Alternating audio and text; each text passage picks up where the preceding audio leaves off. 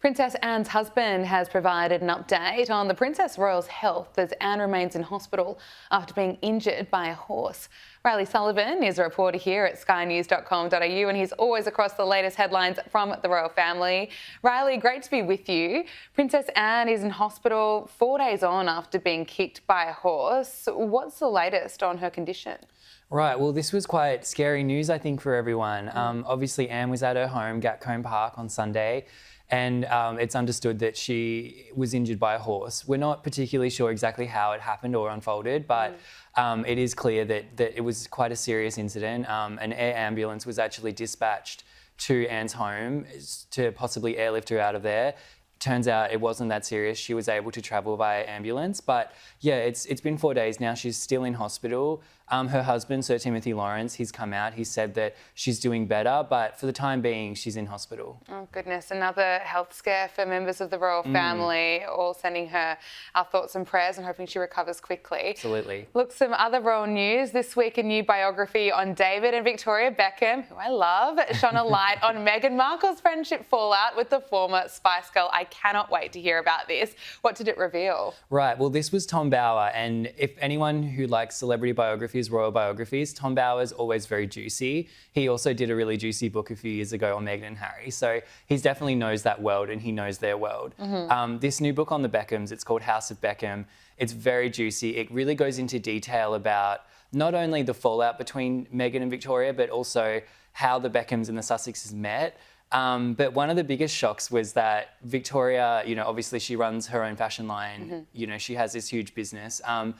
And at one point there was discussions between Meghan and Victoria about, hey, why don't you, supply me with some free clothes, free merch, and Meghan wanted the free merch? Yeah, so Meghan, this was again during the time when she was still a working royal, so probably could have, probably bought it herself. She asked Victoria for some clothes and at this point, Meghan is at the peak of her celebrity as a newly minted Duchess and Victoria sent her a lot of clothes and they collaborated on looks, but apparently in the end, it really didn't do much for Victoria's business. But the other sort of story to come out from What the about book, supporting her friend and actually paying up? Right, well, that's the thing about the Sussexes. I think they like things comped. Like, I don't think they want to be, It appears that way. out. Right. But another funny thing in the book was that apparently Meghan kind of felt when she became the Duchess of Sussex that kind of put her a stratosphere above maybe the Beckhams, who are obviously they're showbiz royalty and they're celebrities and they're sporting royalty, but they're not necessarily royals. But then, as time went on, I think that created tension in the friendship with Victoria. And then I think Meghan as well, and this is something that a lot of insiders have said, as she settled into the role as a royal, she came to realise that it wasn't all about jet setting in mansions, and then so to be friends with the Beckhams and see their lifestyle and the extreme wealth, I think was did cause tension in the friendship. It's ironic because even though David and Victoria are not royals, they're far more popular than Harry and Meghan. But look, speaking of Meghan Markle's father, Thomas Markle, has spoken out this week and publicly begged the Duchess of Sussex to allow him to meet his grandchildren. What did Thomas Markle have to say? Right, so Thomas Markle, we haven't heard from him in a little while. At one point he was doing a lot of tell-all interviews, talking to the press all the time, 60 Minutes, you name it, but he really has quietened down lately.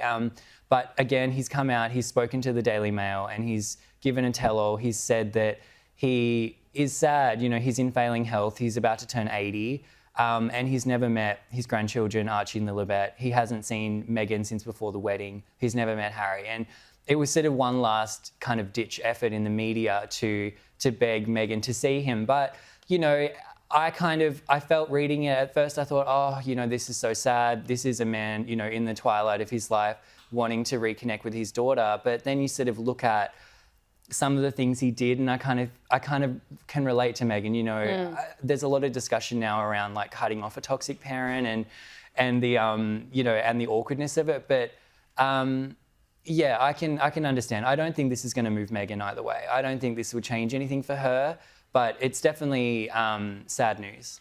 I agree with you, and I'm torn on that issue too because unfortunately Thomas Markle made some pretty big mistakes and he made them publicly, and unfortunately those are the consequences. So and not only that, I mean, he's also supported, his other children, Meghan's half siblings, and they've been absolutely terrible to Meghan. So, from her point of view, I'm sure she probably looks at her half siblings and her father and just says, I'm out. Yeah, look, I've been so critical of Meghan, as many of us have, and she's far from perfect, but I do feel for her on this one because it's pretty awful to have family drama played out in the public. But then again, she has no issue with, rubbishing the royal family and making money from it from Netflix. Maybe that runs in the family.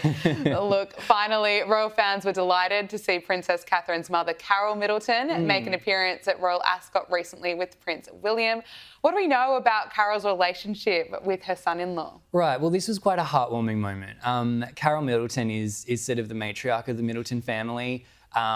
She's very much in William's life a mother figure. Obviously, William and Harry lost their mother at an early age. And I think William's always been drawn to the sort of normalcy of the Middleton family. They're a very close-knit family. They're a little bit more down to earth. I think he likes that. But on the flip side, and seeing someone like Carol at Ascot, it shows that they're also very comfortable in those, royal circles as well. Yeah. So I think that Carol Middleton's really a touchstone for the Prince of Wales of normalcy and grounding and as the grandmother to his children. But also, I think that they have quite a strong bond between them. Reilly Sullivan, thank you so much for joining us on Power Hour. Great to speak with you. Thank you. You too.